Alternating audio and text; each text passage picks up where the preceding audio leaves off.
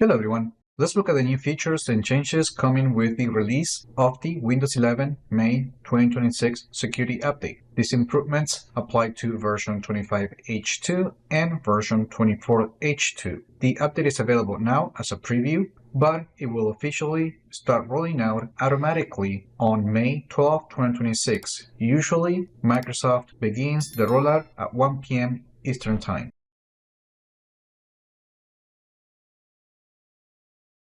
If you want to get this update right now, it is an optional update, and from the Windows Update settings, you just need to turn on this option right here, and then just click the Check for Updates button.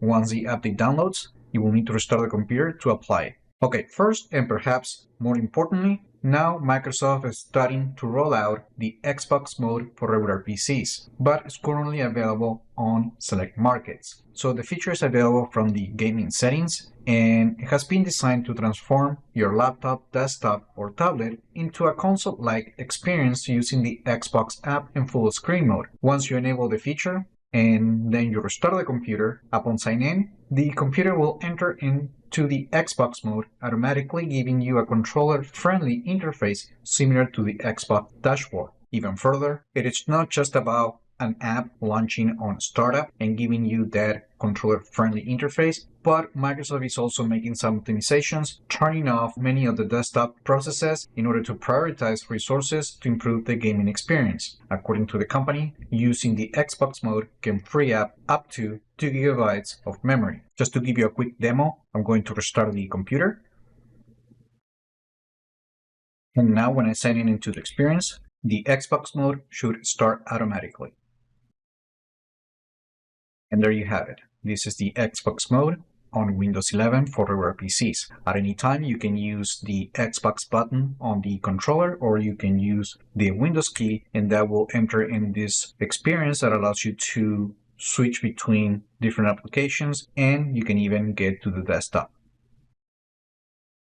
However, it is not recommended to use the desktop experience when you're running the Xbox mode. So if you want to disable the feature, just go back to the Settings app, and then from the Xbox mode page, make sure to turn off the experience, and then restart the computer in order to restore the system performance for the desktop. As part of the May 2026 security update, File Explorer also is getting a few improvements. First, Microsoft expanding support of archive formats that you can open using File Explorer. So now we can open and extract files using these extensions, and you can see them right here.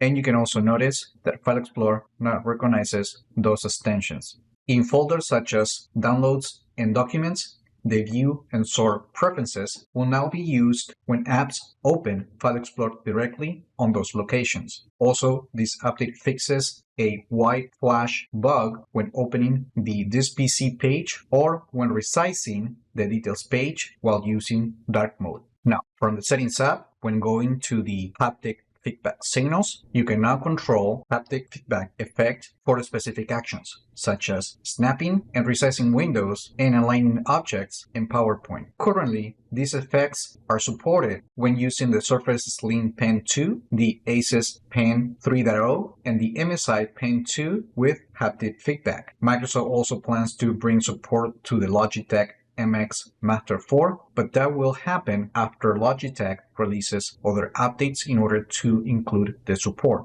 Now, the voice typing design available on the touchscreen feature ditches the full screen overlay and displays a new voice typing animation on the detection key, as you can see it right here. Now, if we go to the Settings tab, more specifically to the multitasking page, we're going to notice that now we have a new entry called Drop Trade, and basically Microsoft is renaming the drag trade feature and is relocating it to this page, and now it's called Drag Trade. If you're not familiar, if you turn this on, when you try to drag a file, you're going to see a file at the top that allows you to share that particular file with different apps.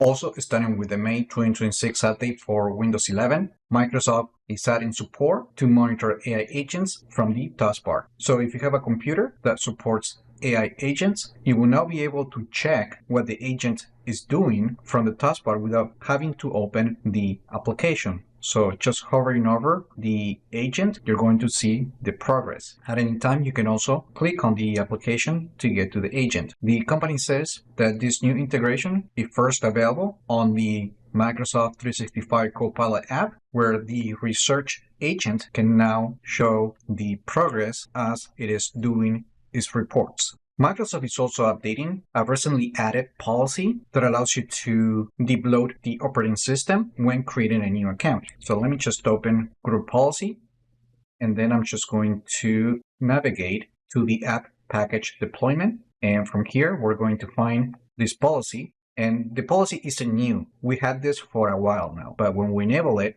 and we scroll down, in addition to being able to uninstall many of the default apps, you will now be able to specify M6 and AppX apps that you want to be removed when creating a new account. So this feature is specific for administrators, but you can still use it. Also, starting with this update, Microsoft is updating how the kernel trusts third-party drivers. So the default trust for cross-sign drivers are now gone, while drivers from the Windows Hardware Compatibility Program and list of trusted legacy drivers will remain allowed. Now, one thing to mention here is that in order to enforce these changes, Windows will now test the drive compatibility for at least 100 hours and 3 reboots. But keep in mind that once the enforcement is in place, some cross-sign drivers might be blocked. In addition, Microsoft is updating the Format Command Line tool, and now it allows you to format volumes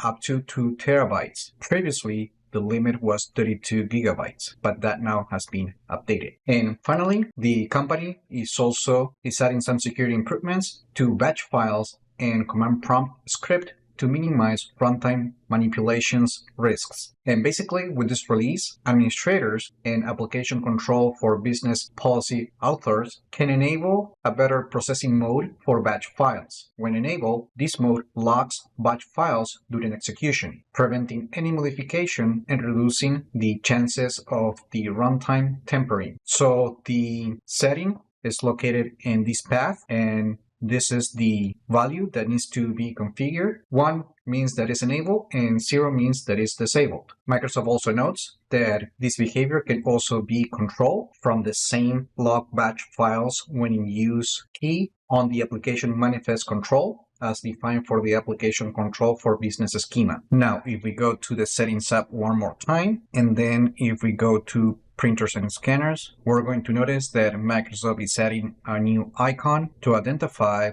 the printers that include support for the Windows Protected Print mode. And that's it. Those are pretty much the biggest changes that we're going to see with the Windows 11 May 2026 security update starting on May 12th. One thing to note is that in addition to those biggest changes, Microsoft will also be pushing some security patches and some other smaller improvements. You can see them right here. And some of the changes that we're going to see are related to the Microsoft Store, fonts, audio, Windows Hello, graphics, Windows security, and more. And finally, the company continues the rollout of the 2023 Secure Boot certificates for devices with the 2011 certificate expiring on June 2026. If you want to know if your computer already has the updated certificates, make sure to open the Windows Security app and then go to Device Security and confirm whether your device is up to date or the certificates still need to be updated. As you can see right here, Secure Boot is on and all the required certificate updates are being applied, so there's nothing else that you need to do. So if there's anything that you need to do, it will be mentioned right here. And that's it. That's everything you need to know about the May 2026 update. Let me know in the comments what you think about these changes. Like the video, share it, subscribe to the channel if you haven't done that yet. And I just hope this video was informative for you, and I would like to thank you for viewing.